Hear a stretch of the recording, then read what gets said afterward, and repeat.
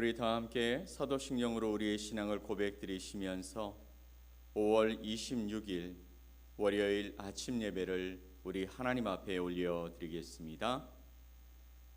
나는 전능하신 아버지 하나님, 천지의 창조주를 믿습니다.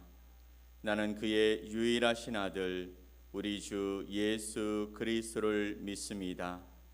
그는 성령으로 잉태되어 동정녀 마리아에게서 나시고 본디오 빌라도에게 고난을 받아 십자가에 못 박혀 죽으시고 장사된 지 사흘 만에 죽은 자 가운데서 다시 살아나셨으며 하늘에 오르시어 전능하신 아버지 하나님 우편에 앉아 계시다가 거기로부터 살아있는 자와 죽은 자를 심판하러 오십니다.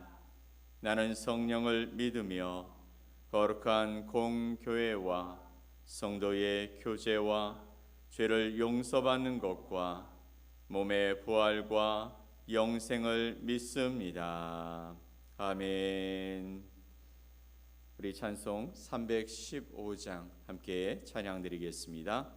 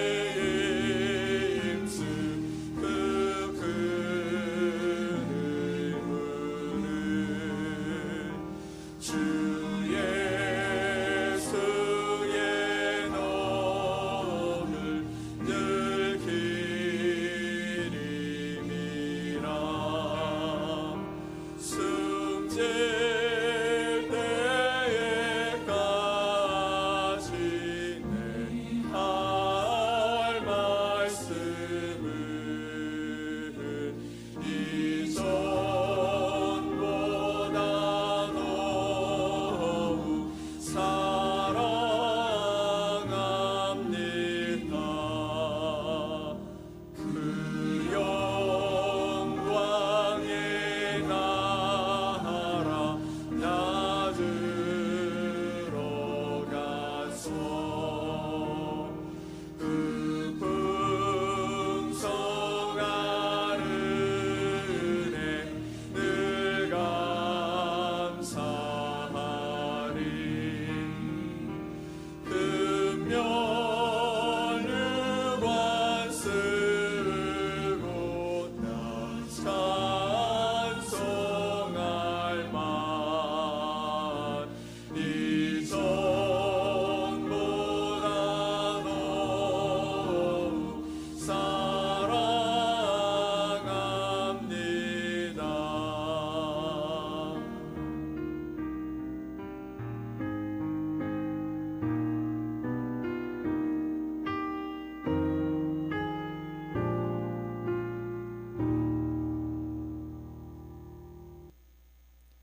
오늘 함께 보실 하나님 말씀 민수기 29장 1절로 11절 말씀입니다.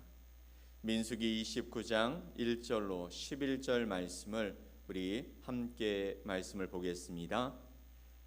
일곱째 달에 이르러는 그 달 초하루에 성회로 모이고 아무 노동도 하지 말라. 이는 너희가 나팔을 불 날이니라. 너희는 수송아지 한 마리와 순양 한 마리와 1년 되고 흠없는 순양 7마리를 여호와께 향기로운 번제로 드릴 것이며 그 소제로는 고운 가루에 기름을 섞어서 쓰되 수송아지에는 10분의 3이요 순양에는 10분의 2요 어린 양 7마리에는 어린 양 한 마리마다 10분의 1을 드릴 것이며 또 너희를 속죄하기 위하여 순염소 한 마리로 속죄제를 드리되 그 달의 번제와 그 소제와 상번제와 그 소제와 그 전제 외에 그 규례를 따라 향기로운 냄새로 화제를 여호와께 드릴 것이니라. 일곱째 달 열흘날에는 너희가 성회로 모일 것이요 너희의 심령을 괴롭게 하며 아무 일도 하지 말 것이니라. 너희는 수송아지 한 마리와 순양 한 마리와 1년 된 순양 7마리를 다 흠 없는 것으로 여호와께 향기로운 번제를 드릴 것이며 그 소제로는 고운 가루에 기름을 섞어서 쓰되 수송아지 한 마리에는 10분의 3이요 순양 한 마리에는 10분의 2요 어린 양 7마리에는 어린 양 한 마리마다 10분의 1을 드릴 것이며 속죄제와 상번제와 그 소제와 그 전제 외에 순염소 한 마리를 속죄제로 드릴 것이니라. 아멘. 오늘 민수기 29장 1절로 11절 말씀을 통해서 우리 새로운 시작이라는 제목으로 여러분과 하나님의 말씀을 나누겠습니다. 사랑하는 성도 여러분, 새로운 시작이라는 말처럼 가슴 설레게 하는 말이 또 있을까요? 매년 새해가 되면 의리의 거창한 계획들을 세우면서 이번엔 좀 달라질 거야 하며 다짐을 하지 않습니까? 그런데 여러분, 우리가 진짜 새롭게 변화할 그런 시작할 준비가 되어 있을까요? 오늘 우리는 아주 오래된 달력의 이야기, 즉 민수기 29장의 말씀으로 들어가 보려고 합니다. 여기서는 이스라엘 백성들이 지켰던 두 가지 중요한 절기가 나옵니다. 하나는 나팔절이고 또 하나는 속죄일입니다. 왠지 고리타분한 옛날 이야기 같습니다. 하지만 이 말씀 속에는 시대를 초월하여 우리의 삶을 진정으로 새롭게 하는 하나님의 놀라운 비밀이 숨겨져 있는 것입니다. 이스라엘의 나팔절은 우리로 치면 새해를 이야기합니다. 그런데 그들이 새해를 맞으면 도대체 무슨 일을 할까요? 우리처럼 떡국을 먹거나 해돋이를 보러 가는 것은 분명 아닐 것입니다. 민수기 29장 1절 말씀을 보면 그들이 했던 모습이 나옵니다. 일곱째 달에 이르러는 그 달 초하루에 성회로 모이고 아무 노동도 하지 말라. 이는 너희가 나팔을 불 날이니라 라고 말씀하고 있습니다. 성회로 모이는 이 날 아무 노동도 하지 아니하고 그들이 하는 것은 무엇이냐면 바로 나팔을 부는 것이죠. 온 땅에 울려 퍼지는 나팔 소리는 백성들의 심장을 울렸을 것입니다. 이 나팔 소리는 단순한 축포의 소리가 아니었던 것이죠. 그러면 무엇이었을까요? 바로 그 소리를 들으면서 백성들은 이런 생각을 하는 것입니다. 하나님이 부르신다. 잠들어 있던 영혼들아 깨어나라.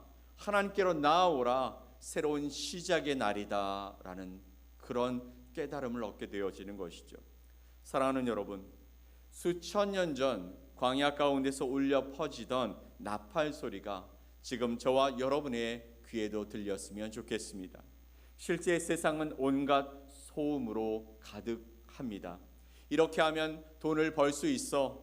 누구누구는 이렇게 해서 성공을 했다더라 라는 돈벌이의 소리든 또 성공의 압박 소리든 또 비교와 경쟁의 소리든 이런 소리에 파묻혀서 정작 우리를 부르시고 계시는 하나님의 소리를 놓치고 있는 것은 아닙니까? 세상의 소음에 파묻혀서 하나님의 소리를 묻혀 하나님의 그 음성을 듣지 못하고 있는 저와 여러분이 되고 있는 것은 아닌지 우리는 다시 한번 생각해 보면 좋겠습니다. 우리의 생활은 생각해 보면 너무 바쁘죠. 또 너무 복잡합니다. 아침에 눈을 뜨면서 우리는 잠자리에 드는 그 순간까지 핸드폰에서 울리는 알림 소리들, 또 뉴스의 속보들, 또 친구들의 메시지, 게다가 쓸데없는 광고의 소리까지 끊이지 않는 정보의 쓰나미 속에 살아가고 있는 것이 사실입니다. 이런 소음 속에서 우리가 영적으로 길을 잃지 않으려면 의도적으로라도 멈춰서 하나님의 소리에 귀 기울이는 우리의 모습이 있어야 할 줄 믿습니다. 우리의 하루든지 우리의 한 주든지 아니면 우리의 삶을 시작하기 전에 우리는 잠시 멈춰서서 하나님의 우리를 부르시는 소리, 그리고 하나님의 말씀이 어떤 것인지 하나님 앞에 묻는 것이 필요한 것이죠. 하나님, 지금 저에게 무엇을 말씀하고 싶으십니까? 제가 어디로 가야 합니까? 제가 누구와 함께 있어야 합니까? 하나님의 부르심에 응답하며 살아갈 때 비로소 우리는 새로운 시작을, 또 올바른 방향을 찾아 나갈 수 있게 된다라는 것입니다. 하나님이 왜 이스라엘 백성들에게 이런 나팔절 속죄일을 허락해 주신 것일까요? 분명한 계획이 있었다라는 것이죠. 새로운 시작을 알릴 때 그들 속에 하나님의 말씀이 들려지고 하나님의 음성이 들려지게 하시기 위해 하나님은 그들의 영혼을 깨우시기 위해 이런 일들을 하시는 줄 믿으시기 바랍니다. 그렇다면 우리의 삶 속에 들려주시는 하나님의 그 나팔과 같은 소리가 우리에게도 들려야 할 줄 믿습니다. 매해 새로운 해가 돌아오기도 하지만 우리에게는 영적인 새로운 해, 새로운 시작이 필요하다라는 것이죠. 하나님의 음성이 들려야 하고 하나님의 그 뜻이 보여져야 한다라는 것입니다. 우리에게 그런 새로운 시작, 새로운 하나님의 음성을 들을 준비가 되어 있습니까? 우리가 나팔 소리를 들었다면 이제 진짜 새 출발을 위한 영적 그 부분을 따라가야 합니다. 나팔절 후에, 열흘 후에 이스라엘 백성들에게는 더 엄숙한 날인 바로 속죄일이 찾아오죠. 7절 말씀을 함께 봅시다. 일곱째 달 열흘 날에는 너희가 성회로 모일 것이요 너희의 심령을 괴롭게 하며 아무 일도 하지 말 것이니라. 아멘. 일곱째 달 열흘 날에는 너희가 성회로 모이는데 너희의 심령을 괴롭게 하며 아무 일도 하지 말아라 라고 말씀하십니다. 나팔을 불고 난 이후에 열흘 지난 이후에 바로 심령을 괴롭게 하는 날, 바로 속죄일이 찾아온다라는 것이죠. 너희의 심령을 괴롭게 하며 아무 일도 하지 말라는 이 말씀, 이 명령은 우리에게 중요한 메시지를 전해주고 있습니다. 심령을 괴롭게 한다라는 이 말은 단순히 고통스럽게 한다라는 것을 넘어서는 이야기죠. 우리가 심령을 괴롭게 한다라는 그 의미가 어떤 것인지 찾아본다면 하나님 앞에 금식하는 것입니다. 하나님 앞에 나의 부족함을 인정하는 것입니다. 진심으로 회개하고 새롭게 변화하려는 겸손한 마음을 가지고 철저하게 나 자신을 성찰해 가면서 회개하는 것을 의미하는 것이죠. 하나님, 내가 하나님께 부름받아서 이렇게 살아가고 있는데 나는 그전과 똑같이 살아가고 있습니다. 하나님, 내 삶이 하나님이 원하시는 모습으로 살아가고 있지 못하고 있습니다. 오늘 내 삶에서 하나님이 다시 한번 나를 비추시고 또 내 심령 속에 함께 오셔서 나의 심령이 뒤집어지고 그래서 하나님 앞에 다시 서는 은혜가 있게 해 주옵소서.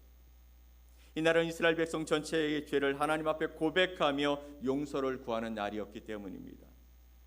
그런데요, 우리가 좀 생각해 보면 우리가 하나님 앞에 나가 회개하는 이런 회개의 모습이 형식적인 회개인지 아니면 진정한 회개인지 다시 한번 돌아보면 좋겠습니다. 우리는 죄를 너무 가볍게 여기며 살아가고 있는 세상 속에 살고 있습니다. 그 정도는 괜찮아. 다들 그렇게 사는데 너만 유별나게 하지 마라.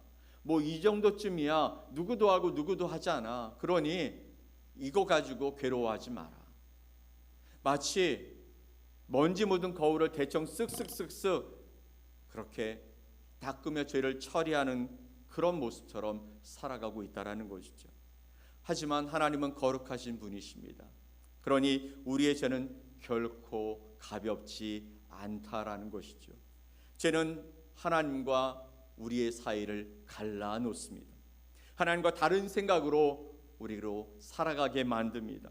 또 하나님을 싫어지게 만드는 것이죠.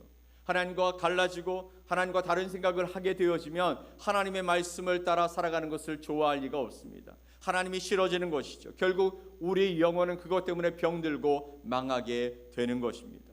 성경은 인간의 전적 부패에 대해서 강조합니다. 우리의 생각이라든지 우리의 마음이라든지 우리의 의지 등 모든 것이 죄로 인해 오염되었다라는 것이죠. 그래서 우리 스스로는 우리의 힘으로는 죄를 해결할 수 없다라고 말씀하십니다.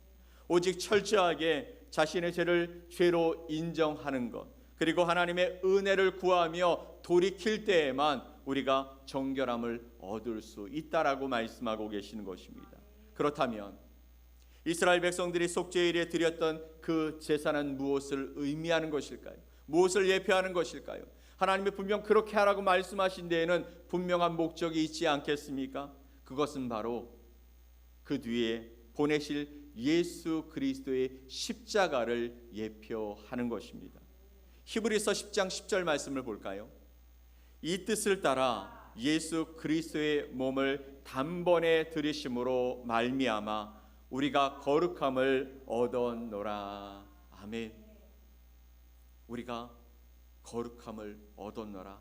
이 뜻을 따라 예수 그리스도의 몸을 단번에 들이심으로 말미암아 우리가 거룩함을 얻었다라는 것입니다. 우리가 스스로 아무리 우리 몸을 괴롭게 한들 죄는 깨끗해지지 않습니다. 오직 예수 그리스도의 보혈만이 우리의 모든 죄를 정결케 하며 깨끗게 씻어내시는 줄 믿으시기 바랍니다. 오늘 이 아침에 여러분의 마음을 정직하게 들여다 보십시오. 혹시 미움과 시기와 또 교만함과 은밀한 모든 죄, 시기 질투의 모든 마음들이 우리 속에 자리 잡고 있지는 않으십니까? 그 모든 것을 예수 그리스도의 십자가 앞에 내려놓으십시오. 그리고 고백하십시오. 그리고 철저하게 회개하며 돌이키십시오. 그러면 그분의 은혜로 말미암아 완전한 용서와 정결함을 얻게 될 것입니다. 진정한 새 출발은 바로 회개라는 대청소로 말미암아 시작되는 줄 믿습니다. 자, 그렇다면 우리에게 주시는 이 나팔절 속죄일의 규례는 도대체 어떤 모습으로 우리에게 하나님이 주신 것일까요? 자, 여기에 보면 수많은 제물들에 관한 이야기가 나옵니다. 2절과 8절 말씀을 보시죠. 너희는 수송아지 한 마리와 순양 한 마리와 1년 되고 흠없는 순양 7마리를 여호와께 향기로운 번제로 드릴 것이며 너희는 수송아지 한 마리와 순양 한 마리와 1년 된 순양 7마리를 다 흠없는 것으로 여호와께 향기로운 번제를 드릴 것이며. 아멘. 2절과 8절의 말씀이 우리에게 주시는 이야기는 수송아지 한 마리, 순양 한 마리, 그리고 1년 된 흠없는 순양 7을 여호와께 향기로운 번제로 드리라 라고 말씀하고 있는 것이죠. 여기에 제물들이 나옵니다. 수송아지 한 마리, 순양 한 마리, 또 1년 된 순양 7마리, 다 흠없는 것으로 여호와께 드려질 향기로운 번제라라고 말씀하십니다. 이스라엘 백성들은 가장 좋은 것 그리고 흠이 없는 것을 준비하여 하나님께 드렸다라는 것이죠. 이것이 의미하는 것이 도대체 무엇일까요? 이것은 단순히 이스라엘 백성들이 하나님께 나아갈 때 제물을 드리는 행위를 넘어서는 말씀입니다. 이것은 자신들의 모든 것을 하나님께 드린다라는 전적인 헌신을 의미하는 거예요. 향기로운 번제, 본문에서 말씀하는 향기로운 번제는 무엇을 의미하는 것이냐면 바로 하나님이 기뻐 받으시는 제사자의 헌신의 의미를 나타내는 것입니다. 그러면 이스라엘 백성들처럼 나의 헌신은 하나님 앞에 향기로운 번제가 되고 있습니까? 우리는 종종 헌신을 부담이나 의무처럼 하게 되어집니다. 우리가 드려지는 그 말씀 속에 하나님 앞에 헌신합시다라는 그 말씀 속에 우리는 그것이 큰 부담으로 다가오고 때로는 내가 가지고 있는 직분 때문에 의무처럼 생각할 때가 있습니다. 또는 이렇게 생각하면 안 되지만 내가 이만큼 했으니 하나님도 이만큼 해 주셔야 하는 것 아닌가라는 마음으로 임할 때도 있는 것이 사실입니다. 그러나 여러분, 성경이 말씀하는 헌신은 그런 거래가 아니라는 것이죠. 그런 부담이나 의무가 아니라는 것입니다.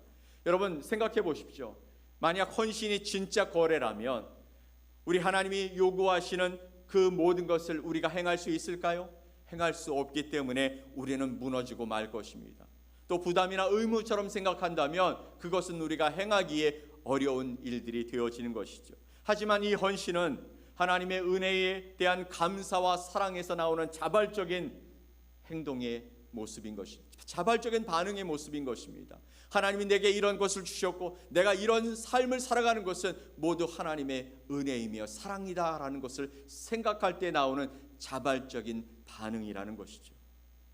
성경은 우리가 구원받은 것은 우리의 행위와 헌신 때문이 아니라 오직 하나님의 주권적인 은혜와 예수 그리스도의 대속 사역 때문이라고 강조하십니다. 이것이 바로 하나님이 우리에게 주신 은혜와 사랑인 것이죠. 그러기에 우리가 하나님 앞에 드려지는 이 헌신은 구원의 은혜에 대한 감격의 표현이죠. 또 우리의 삶 전체가 하나님의 것임을 고백하는 표현인 줄 믿으시기 바랍니다. 그러니 여러분, 헌신의 모습이 내가 내 안에서 행할 수 있는 가장 귀한 것을 주님 앞에 드리는 모습이 되어야 한다라는 것이죠. 그것은 부담이나 의무가 아닙니다. 또 이것은 거래가 아닙니다. 내 안에서 하나님 주신 것에 대한 감사의 표현이 되어져야 하는 것이죠. 여러분의 시간과 또 재능과 물질 그리고 여러분의 마음은 지금 누구를 향해 나아가고 있습니까? 이번 주말에 뭐 할까? 내 재능으로 어떻게 돈을 벌까? 내 돈을 어디에 쓸까?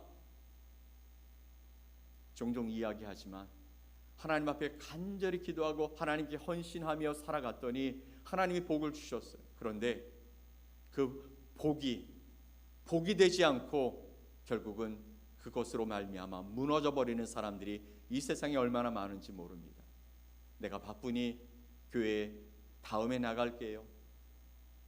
내가 지금 물이 들어올 때 노져야 하니 조금만 더 있다가 교회 나갈게요. 그러다 하나님께로부터 점점 멀어지는 사람들을 우리는 주변에서 많이 볼 수 있습니다. 여러분의 마음, 여러분의 재능, 여러분의 물질, 여러분의 시간, 여러분 것이라고 생각하지만 누구로부터 주신 것이냐면 바로 하나님의 것을 여러분에게 주신 것입니다. 여러분, 여러분의 시간 단 1분이라도 1초라도 여러분이 사서 여러분이 늘릴 수 있습니까? 하나님께서 여러분에게 생명을 주시지 않으면 그 1초라도 우리가 누리며 살아갈 수 없습니다. 하나님이 여러분에게 재능을 주시지 않으면 그것을 가지고 우리는 살아갈 수 없습니다. 여러분이 가지고 있는 그 물질 움켜쥔다고 그것이 여러분의 것이 아님을 여러분 스스로 너무나 잘 알고 있지 않습니까? 진정한 새 출발은 하나님께 우리의 삶을 기쁨으로 드리는 헌신으로 완성되어지는 것입니다. 우리의 직장에서, 우리의 가정에서, 관계 속에서 주님을 높이고 나의 삶의 이유가 하나님이라는 것을 세상에 알리며 살아가는 것이 가장 아름답고 향기로운 헌신인 줄 믿으시기 바랍니다. 사랑하는 성도 여러분, 민수기 29장의 이 말씀은 낡은 고문서의 이야기가 아닙니다.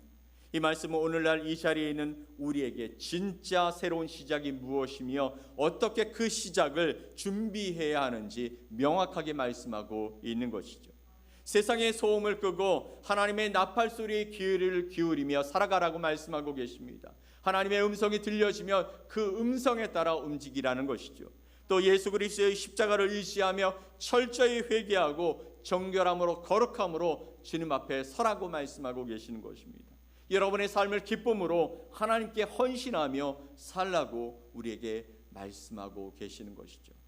이것이 바로 하나님께서 우리에게 원하시는 새로운 시작의 모습인 것입니다. 거창한 계획이나 외적인 변화보다도 하나님 앞에서 우리의 영혼이 날마다 새로워지고 또 정결해지는 것이 가장 중요한 것입니다. 오늘 이 아침에 오늘 이 예배를 통해서 여러분의 마음을 새롭게 하시기를 간절히 소망합니다. 하나님 앞에서 우리의 죄를 반드시 고백합시다. 그리고 다시 그 자리에 떨어지지 아니하도록 하나님 이제는 용기 있게 돌아서게 하여 주시옵소서. 예수님의 은혜로 깨끗함을 얻은 우리가 다시 그 죄의 구렁텅이로 들어가지 않게 하여 주시옵소서. 새 마음을 얻고 하나님 앞에서 헌신하며 살아가는 하나님의 사람들로 세워지게 하여 주시옵소서. 그렇게 저와 여러분에게 오늘 영적인 새해가 다시 한번 시작되어지는 하나님의 놀라운 은혜가 시작되어지는 복된 날이 되어지시기를 예수 그리스도의 이름으로 간절히 축원드립니다. 아멘. 우리 함께 기도하겠습니다. 하나님 아버지 감사합니다. 오늘도 우리를 깨워주시고 하나님의 은혜 가운데 살아갈 수 있도록 도우시는 놀라운 은혜에 감사합니다.